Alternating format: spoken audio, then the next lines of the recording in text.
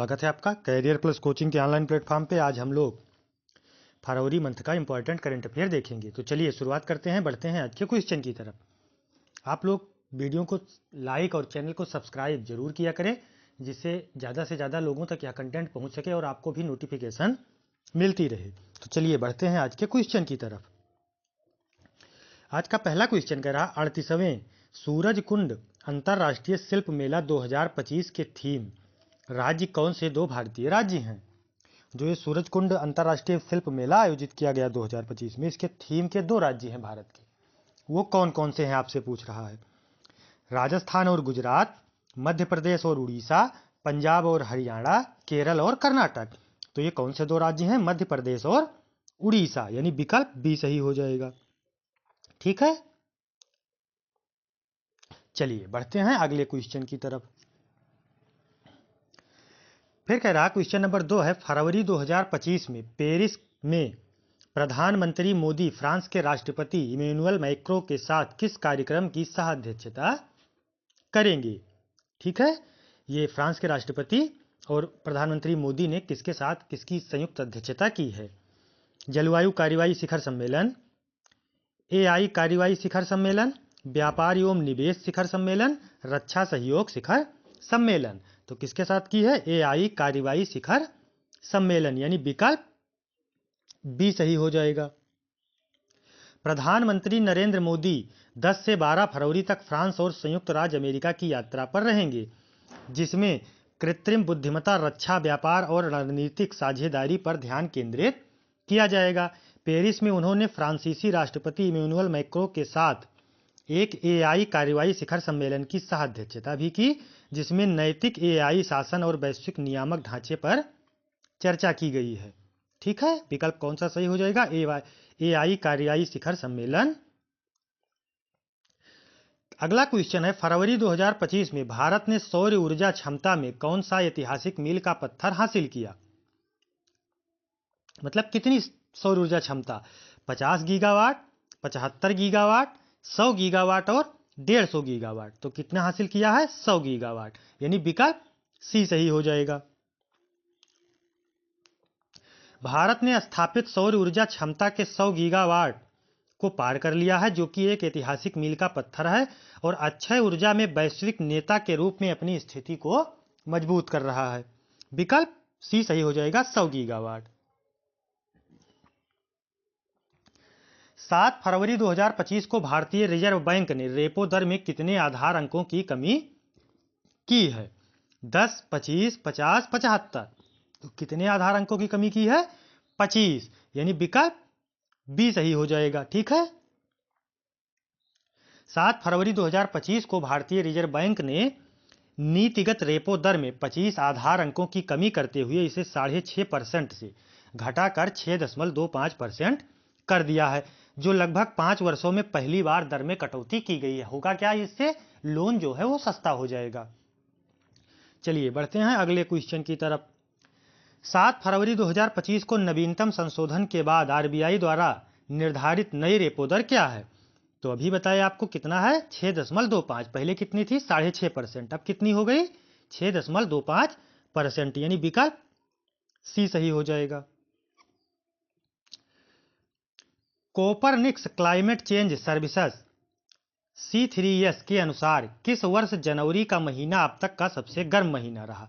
2023, 2024, 2025, 2026। तो 2025 का जनवरी का महीना जो है अब तक का सबसे गर्म जनवरी रहा, यानी विकल्प सी सही हो जाएगा। ठीक है, चलिए बढ़ते हैं अगले क्वेश्चन की तरफ। फरवरी 2025 में भारत सरकार द्वारा शुरू किए गए शतावरी बेहतर स्वास्थ्य के लिए अभियान का प्राथमिक फोकस क्या है? जैविक खेती को बढ़ावा देना। स्वास्थ्य से संबंधित है तो जैविक खेती तो होगा नहीं। महिलाओं के स्वास्थ्य को बेहतर बनाना, खाद्य उत्पादन में वृद्धि करना, वायु प्रदूषण को कम करना। तो कौन सा विकल्प सही हो जाएगा? महिलाओं के स्वास्थ्य को बेहतर करना, यानी विकल्प बी सही हो जाएगा। 6 फरवरी 2025 को आयुष मंत्रालय ने शतावरी के औषधीय लाभों, विशेष रूप से महिलाओं के स्वास्थ्य के बारे में जागरूकता को बढ़ावा देने के लिए शतावरी बेहतर स्वास्थ्य के लिए नामक एक राष्ट्रव्यापी प्रजाति विशिष्ट अभियान शुरू किया है। शतावरी क्या है? एक प्रकार का फल है, पौधा है, ठीक है, चलिए बढ़ते हैं अगले क्वेश्चन की तरफ। इसरो के किस वाणिज्यिक शाखा ने अंतरिक्ष से संबंधित गतिविधियों उद्योगों को की भागीदारी बढ़ाने में महत्वपूर्ण भूमिका निभाई है? Antrix corporation, Hindustan aeronautics limited, new space India limited, भारतीय डायनोमिक्स लिमिटेड। ठीक है, इसरो की किस वाणिज्यिक शाखा ने पूछ रहा है ना, तो ये हो जाएगा न्यू स्पेस इंडिया लिमिटेड यानी NSIL। विकल्प आपका कौन सा सही हो जाएगा? सी विकल्प, new space India limited. ISRO की वाणिज्यिक शाखा न्यू स्पेस इंडिया लिमिटेड ने अंतरिक्ष संबंधी गतिविधियों में उद्योग की भागीदारी बढ़ाने में महत्वपूर्ण भूमिका निभाई है। विकल्प सी सही हो जाएगा। 5 फरवरी 2025 को हुए दिल्ली विधानसभा चुनाव में कुल मतदान प्रतिशत कितना रहा? मतलब कुल कितना मतदान प्रतिशत रहा? 55.12%, 60.42%, 62.75%, 65.30%। तो ये कितना रहा? 60.42% यानी विकल्प बी सही हो जाएगा। विधानसभा की कितनी सीटें हैं दिल्ली में? 70 सीटें हैं। ठीक है, अब तो इसकी मतगणना भी हो गई है। भारतीय जनता पार्टी की वहां पूर्ण बहुमत से सरकार स्थापित हो गई, ये ध्यान रखिएगा। तो कुल कितने प्रतिशत मतदान हुआ? 60.42%। किस देश ने 5 फरवरी 2025 को अमृतसर में उतरे सैन्य विमान में भारतीय नागरिकों को निर्वासित किया? कनाडा, यूनाइटेड किंगडम, संयुक्त राज्य अमेरिका, ऑस्ट्रेलिया। तो किसने किया है ये? संयुक्त राज्य अमेरिका ने, जो आप्रवासी भारत के रह रहे थे, जिनके पास मतलब उचित दस्तावेज नहीं था, उनको सैन्य विमान से भारत में भेज दिया है हथकड़ी लगा के, ये ध्यान रखिएगा। ठीक है, तो विकल्प कौन सा सही हो जाएगा? सी विकल्प, संयुक्त राज्य अमेरिका। 5 फरवरी 2025 को 104 निर्वासित भारतीय नागरिकों को लेकर एक अमेरिकी सैन्य विमान अमृतसर के श्री गुरु रामदास जी अंतरराष्ट्रीय हवाई अड्डे पर उतरा है। ठीक है, कितने भारतीयों को निर्वासित किया है? 104। चलिए बढ़ते हैं अगले क्वेश्चन की तरफ। महाकुंभ 2025 के दौरान पीएम मोदी ने कहां पवित्र डुबकी लगाई? हरिद्वार, त्रिवेणी संगम प्रयागराज, वाराणसी, उज्जैन। तो महाकुंभ इस समय कहां चल रहा है? प्रयागराज में। ठीक है, उत्तर प्रदेश के प्रयागराज में। तो 5 फरवरी 2025 को प्रधानमंत्री नरेंद्र मोदी ने महाकुंभ में डुबकी लगाई है। अगला क्वेश्चन है, राष्ट्रपति डोनाल्ड ट्रंप ने फरवरी 2025 में किस अंतरराष्ट्रीय संगठन से संयुक्त राज्य अमेरिका के हटने की घोषणा की है? विश्व स्वास्थ्य संगठन, संयुक्त राष्ट्र शैक्षिक विज्ञान एवं सांस्कृतिक संगठन यूनेस्को, संयुक्त राष्ट्र मानवाधिकार परिषद, अंतरराष्ट्रीय मुद्रा कोष। तो किससे अमेरिका हट जाएगा? संयुक्त राष्ट्र मानवाधिकार परिषद यानी UNHRC से। ठीक है, 4 फरवरी को राष्ट्रपति डोनाल्ड ट्रंप ने यह घोषणा की है कि संयुक्त राज्य अमेरिका अब राष्ट्रीय मानवाधिकार परिषद का सदस्य नहीं होगा, यानी विकल्प कौन सा सही हो जाएगा? सी विकल्प। ठीक है, चलिए बढ़ते हैं अगले क्वेश्चन की तरफ। 4 फरवरी को मनाए जाने वाले विश्व कैंसर दिवस 2025 की विषय थीम क्या है? कैंसर के खिलाफ लड़ाई, सभी के लिए कैंसर जागरूकता, यूनाइटेड बाय यूनिक, कैंसर मुक्त दुनिया। तो इसका क्या थीम है? यूनाइटेड बाय यूनिक, यानी विकल्प सी सही हो जाएगा। विश्व कैंसर दिवस हर साल कब मनाया जाता है? 4 फरवरी को। इस वर्ष इसका थीम क्या है? United by unique. ठीक है, चलिए बढ़ते हैं अगले क्वेश्चन की तरफ। महाकुंभ 2025 के दौरान प्रयागराज में त्रिवेणी संगम में किस राजा ने पवित्र स्नान किया? राजा महाबीजर लोंगकार्न, राजा नोरडोम सिंघामुनी, राजा जिगमे खेसर नामग्याल वांगचुक, राजा फिलिप। तो किसने किया है ये? राजा जिगमे खेसर नामग्याल वांगचुक। ये कहाँ के राजा हैं? भूटान के राजा हैं। ठीक है, भूटान के राजा जिगमे खेसर नामग्याल वांगचुक ने महाकुंभ में भाग लेने के लिए 4 फरवरी 2025 को प्रयागराज का दौरा किया। अपनी यात्रा के दौरान उन्होंने त्रिवेणी संगम में पवित्र डुबकी लगाई है। तो किस राजा ने डुबकी लगाई? राजा जिगमे खेसर नामग्याल वांगचुक। ये कहाँ के राजा हैं? भूटान के। संयुक्त राष्ट्र महासभा के 19वें सत्र की अध्यक्ष कौन है? जो परिवार जो फरवरी संयुक्त राष्ट्र महासभा के 19वें सत्र के अध्यक्ष कौन है जो फरवरी 2025 में भारत की यात्रा पर आए? एंटोनियो गुटेरस, फ्लेमोन यांग, वान की मून, कोफी अन्नान। तो कौन है ये फ्लेमोन यांग हैं। ठीक है, विकल्प आपका कौन सा सही हो जाएगा? बी विकल्प। संयुक्त राष्ट्र महासभा के 19वें सत्र के अध्यक्ष फिलोमोन यांग ने 4 फरवरी 2025 से 4 दिन के लिए भारत की यात्रा पर आ रहे हैं। चलिए बढ़ते हैं अगले क्वेश्चन की तरफ। फरवरी 2025 में बेल्जियम के नए प्रधानमंत्री के रूप में किसे शपथ दिलाई गई? चार्ल्स मिशेल, एलियो डी रूपो, सोफी विल्मेस, वाल्ट डी बेयर। तो देखिए बेल्जियम के नए प्रधानमंत्री के रूप में वाल्ट डी बेयर जी ने शपथ ली है। तो विकल्प कौन सा सही हो जाएगा? डी विकल्प। कब ली इन्होंने शपथ?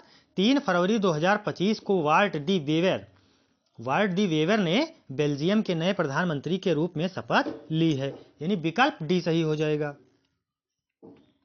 भारतीय सेना और मालदीव राष्ट्रीय रक्षा बल के बीच 2 फरवरी 2025 को शुरू होने वाले संयुक्त सैन्य अभ्यास का नाम क्या है? मलिंड defence, operation ocean shield, Aquarian, Indo Maldives कम्बोड। तो क्या नाम है इसका? एक्वेरियन। भारतीय सेना और मालदीव सेना के बीच ये 2 फरवरी को सैन्य अभ्यास हुआ है। इसका क्या नाम है? एक्वेरियन, यानी विकल्प आपका कौन सा सही हो जाएगा? सी विकल्प। ठीक है, भारतीय सेना और मालदीव राष्ट्रीय रक्षा बल के बीच संयुक्त सैन्य अभ्यास एक्वेरियन का 13वां संस्करण 2 फरवरी 2025 को मालदीव में शुरू हुआ। चलिए बढ़ते हैं अगले क्वेश्चन की तरफ। निम्नलिखित में से कौन सी 7 बड़ी बिल्लियां हैं जिन्हें अंतरराष्ट्रीय बिग कैट एलायंस संरक्षित करने का लक्ष्य रखता है? बाघ, शेर, तेंदुआ, हिम तेंदुआ, चीता, जगुआर और प्यूमा।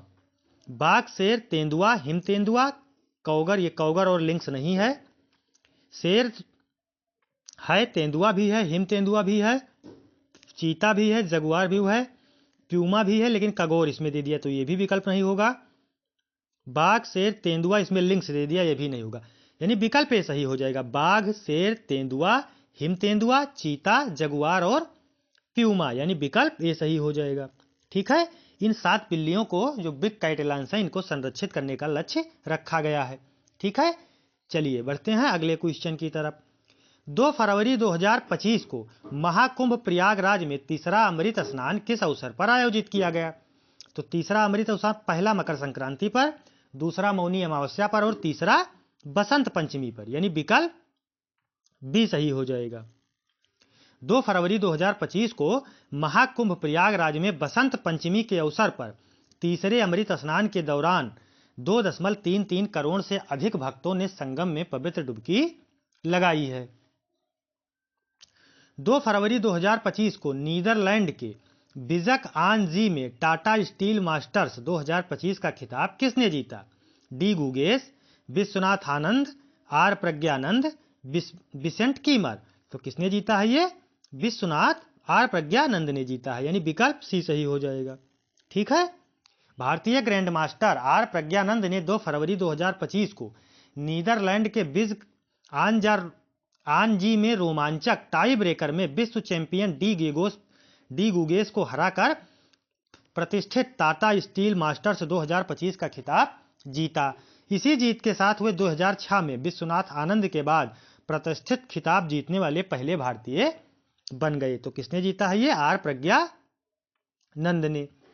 फिर कह रहा वित्त मंत्री निर्मला सीतारमण ने 2025 तक लगातार कितने बजट पेश किए? 6, 7, 8, 9। तो कितने बजट लगातार इन्होंने पेश किया? 8 बजट। ठीक है, ये ध्यान रखिएगा, इनका ये 8वां बजट था। वित्त मंत्री निर्मला सीतारमण ने 1 फरवरी 2025 को संसद में केंद्रीय बजट 2025 पेश किया। यह उनका लगातार 8वां बजट था, जिससे यह उपलब्धि हासिल करने वाली वे पहली वित्त मंत्री बन गई हैं। पुरुष महिला नहीं, पहली वित्त मंत्री लगातार 8 बजट पेश करने वाली ये बन गई हैं। बजट 2025 में नई कर व्यवस्था के तहत कितनी राशि तक कोई आयकर दे नहीं है? 10 लाख, 11 लाख, 12 लाख, 13 लाख। तो 12 लाख तक कोई आयकर दे नहीं है, यानी 12 लाख तक टैक्स में छूट है। ठीक है, विकल्प सी सही हो जाएगा। बजट 2025 के अनुसार अगले 5 वर्षों में सरकारी स्कूलों में कितने अटल टिकरिंग लैब स्थापित करने की योजना है? 40,000, 45,000, 50,000, 55,000। तो लगभग 50,000 टिकरिंग लैब स्थापित करने का लक्ष्य रखा गया है, यानी विकल्प सी सही हो जाएगा। ठीक है, चलिए बढ़ते हैं अगले क्वेश्चन की तरफ। अमेरिकी राष्ट्रपति डोनाल्ड ट्रंप ने 1 फरवरी 2025 को किन देशों से आयात पर टैरिफ लगाया? मैक्सिको, कनाडा और चीन, मैक्सिको, भारत और चीन, कनाडा, जापान और चीन, मैक्सिको, कनाडा और जापान। तो मैक्सिको, कनाडा और चीन, इस पे इन्होंने टैरिफ लगाया है। ठीक है, यानी विकल्प ए सही हो जाएगा। 1 फरवरी 2025 को राष्ट्रपति डोनाल्ड ट्रंप ने मैक्सिको, कनाडा और चीन से आयात पर महत्वपूर्ण टैरिफ लगाया है। टैरिफ में मैक्सिको और कनाडा के आयात पर 25% की वृद्धि और चीन के आयात पर 10% की वृद्धि शामिल है। तो चीन पर कितनी % वृद्धि की गई? 10%, और कनाडा और मैक्सिको पर 25%। चलिए बढ़ते हैं अगले क्वेश्चन की तरफ। 2 फरवरी 2025 को अंडर 19 महिला T20 क्रिकेट विश्व कप कौन सा देश जीता? ऑस्ट्रेलिया, दक्षिण अफ्रीका, भारत, इंग्लैंड। तो किसने जीता है? ये भारत ने जीता है, यानी विकल्प सी सही हो जाएगा। भारत ने 2 फरवरी 2025 को बेयू मास ओवल में हुए फाइनल में दक्षिण अफ्रीका को 9 विकेट से हराकर अंडर 19 महिला T20 वर्ल्ड कप विश्व T20 वर्ल्ड कप का खिताब जीत लिया है। ठीक है, चलिए बढ़ते हैं अगले क्वेश्चन की तरफ। 1 फरवरी 2025 को मुंबई में आयोजित बोर्ड के वार्षिक समारोह में बीसीसीआई के लाइफ टाइम अचीवमेंट अवार्ड से किसे सम्मानित किया गया? रवि शास्त्री, फारूक इंजीनियर, सचिन तेंदुलकर, कर्नल सीके नायडू। तो किसे सम्मानित किया गया है? सचिन तेंदुलकर जी को। ठीक है, क्रिकेट जगत के दिग्गज खिलाड़ी सचिन तेंदुलकर को 1 फरवरी 2025 को मुंबई में आयोजित बोर्ड के वार्षिक समारोह में बीसीसीआई के लाइफ टाइम अचीवमेंट अवार्ड से सम्मानित किया गया। तो विकल्प सी सचिन तेंदुलकर सही हो जाएगा। फरवरी 2025 तक भारत में किस राज्य में सबसे अधिक रामसर स्थल हैं? केरल, पंजाब, तमिलनाडु, गुजरात। तो सबसे अधिक रामसर स्थल कहाँ है? तमिलनाडु में, यानी विकल्प आपका कौन सा सही हो जाएगा? सी विकल्प। ठीक है, केंद्र ने भारत में नए 4 रामसर स्थलों को जोड़ने की घोषणा की, जिससे अब कुल संख्या 89 हो गई है। तमिलनाडु सबसे अधिक रामसर स्थलों वाला राज्य है। तमिलनाडु में कितने रामसर स्थल हैं? 20 रामसर स्थल हैं, और भारत में कुल कितने हैं? 89, यानी 89। चलिए बढ़ते हैं अगले क्वेश्चन की तरफ।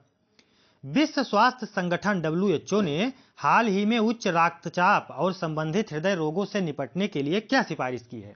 सोडियम का सेवन बढ़ाएं, नियमित टेबल नमक की जगह पोटेशियम युक्त नमक के विकल्प का उपयोग करें, पोटेशियम का सेवन कम करें, आहार से नमक को पूरी तरह से हटा दें। तो WHO ने सुझाव दिया है कि जो हम नियमित नमक खाते हैं उसकी जगह पर पोटेशियम युक्त नमक का सेवन करें, यानी विकल्प बी सही हो जाएगा। ठीक है, नियमित टेबल नमक की जगह पोटेशियम युक्त नमक का विकल्प उपयोग करें। ठीक है, आज के लिए इतना ही। आप लोग चैनल को सब्सक्राइब और वीडियो को लाइक अवश्य किया करें, जिससे ज़्यादा से ज़्यादा लोगों तक यह कंटेंट पहुंच सके। धन्यवाद, मिलते हैं नेक्स्ट सेशन में।